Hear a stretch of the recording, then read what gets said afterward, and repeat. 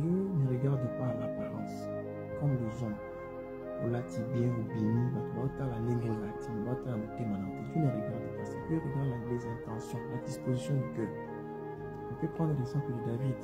Il était le cadet de sa famille. Et lui, il était dans les savanes, dans les montagnes, en train de paître le troupeau de son père. Alors que quand on a voulu vendre le roi, quand Dieu a vomi Saül, on a regardé dans la maison royale, dans la maison du papa de David, il n'y avait personne. Samuel regardait l'apparence. Mais Dieu ne regardait pas. Il a dit, tous ces gens-là, je ne veux pas. Il a dit, il n'y a pas quelqu'un. Tout ça, on ne pensait même pas que Dieu pouvait vendre cette personne. C'est ce que Dieu a voulu.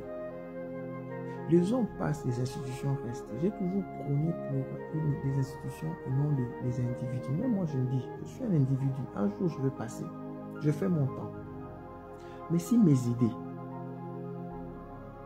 les pensées que j'ai, je les disponibilise aux autres. Souvent, moi, j'aime les enfants. Je les disponibilise aux enfants. Demain, ils vont pérenniser mes pensées. L'idéologie. Donc, moi, je suis pour l'idéologie que pour l'individu seulement. Moi, je veux les idées constructives. C'est comme ça que ça pourrait même faire avancer ce pays. Si ce pays n'avance pas, c'est parce qu'on n'a pas des idéologies, on n'a pas des doctrines. Les gens n'aiment plus les intellectuels et les vrais.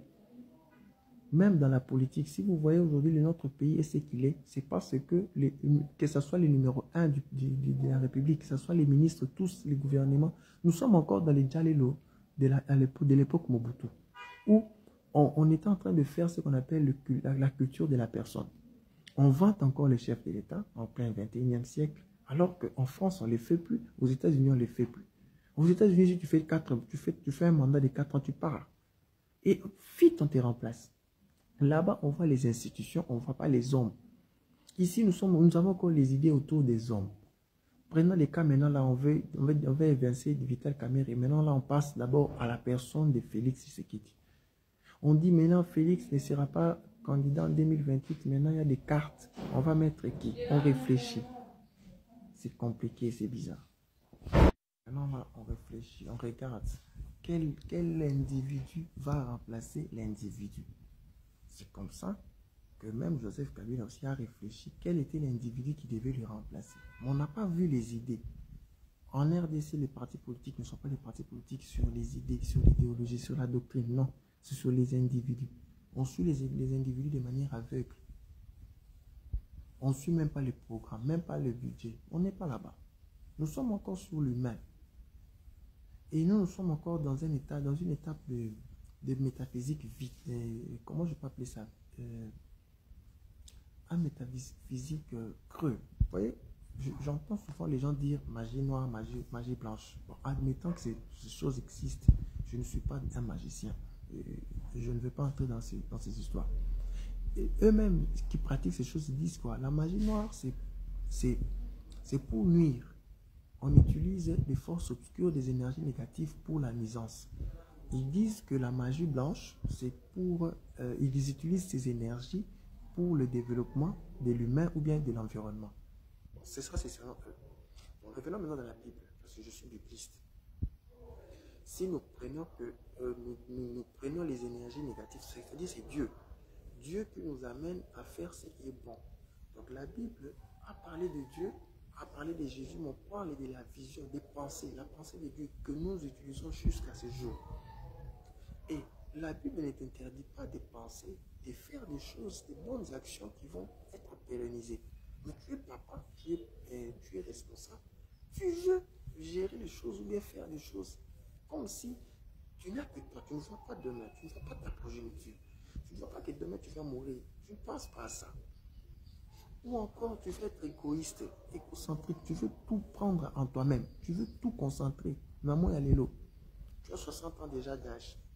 Tu cherches encore à exister. Voilà le mot. Tu cherches encore à exister, à étouffer les autres. Tu cherches encore un petit coin de dans un cabinet tel. On va te prendre dans tel cabinet, dans tel ministère. C'est bien tout ça. L'important, ce n'est pas de conquérir. Voilà le mot. De conquérir, de faire la conquête, de posséder. Le plus important, c'est après ton départ, qu'est-ce qu'on va retenir de toi? Moi, je donne l'exemple de Lumumba. Aujourd'hui, on demande à tout Congolais, citez-moi 2 premiers ministres que vous connaissez. Ils peuvent vous citer Lumumba, un peu, ils peuvent vous citer peut-être l'actuel, Judith. Si je vous dis, citez-moi les ministres de Mobutu, ils peuvent ne pas citer, ils peuvent citer Kingo, ils vont citer les gens qui ont marqué. Vous voyez? On va citer seulement les gens qui ont marqué l'histoire. Donc les gens qui ont apporté une dose d'idéologie. Ceux qui ont amené des idées, ce sont ces gens-là qu'on va citer avec beaucoup de facilité. Mais ceux-là seulement qui cherchaient à conquérir le pouvoir pour le pouvoir, sans idéologie, sans matière, fini. Donc, les hommes passent toujours, les institutions restent. Pour moi, on doit voir l'institution président de la République plus fort que l'individu Félix. Le jour où on comprendra, donc on comprendra qu'après 2028, il doit aussi aller se reposer, il y aura quelqu'un d'autre. C'est comme ça que le pays va se développer. Le pays ne se développe pas parce qu'on est encore au niveau des humains. On réfléchit encore au niveau des cartes. C'est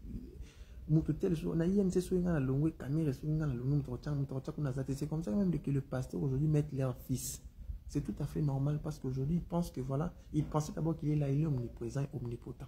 À un moment, il voit mener ses fatigues, il ne sait pas qui il va mettre parce qu'il n'a pas formé. On ne forme pas, on n'a pas une pensée de demain que demain ne sera pas là. Lorsque tu penses, tu sais que demain tu ne seras pas là, tu mets ça dans ta tête. Tu vas former les gens. Tu vas créer un avenir de demain. Et ne nous fions pas aux apparences humaines. Regardons l'homme à l'intérieur. Moi, je donne toujours l'exemple de Jésus. J'ai dit, Hérode a voulu tuer un bébé parce qu'il avait vu l'étoile. Il a envoyé les mages, allez-y là-bas. Moi aussi, je vais amener mon cadeau pour tuer. Et vous allez remarquer, si vous lisez la Bible, si vous êtes un lecteur de la Bible, vous allez remarquer que Hérode, Dieu a apparu en songe à Joseph, le père de Jésus, bébé, pour lui demander d'aller en Égypte, de fuir Hérode jusqu'à la mort d'Hérode. Donc Jésus est retourné dans son pays natal en Israël seulement quand Hérode est mort. Il était d'abord allé en Égypte. On a fui Jésus, on a fait fuir Jésus avec ses parents parce qu'Hérode voulait le tuer. Donc l'apparence, porter bien, avoir des beaux vêtements, s'exprimer bien, c'est bien.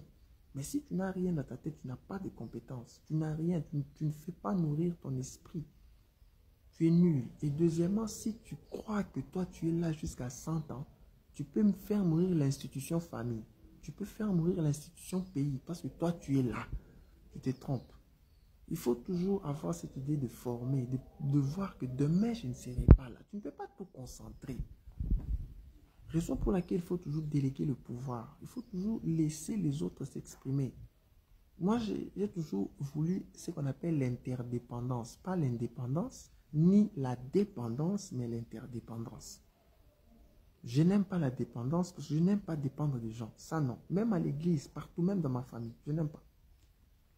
Je n'aime pas aussi l'indépendance parce que c'est faux que l'homme est indépendant. Même un pays n'est pas indépendant. Même les États-Unis ne peuvent pas vivre en indépendance. Non. Nous sommes toujours interdépendants. C'est-à-dire chacun a besoin de l'autre et garde une certaine autonomie de lui-même.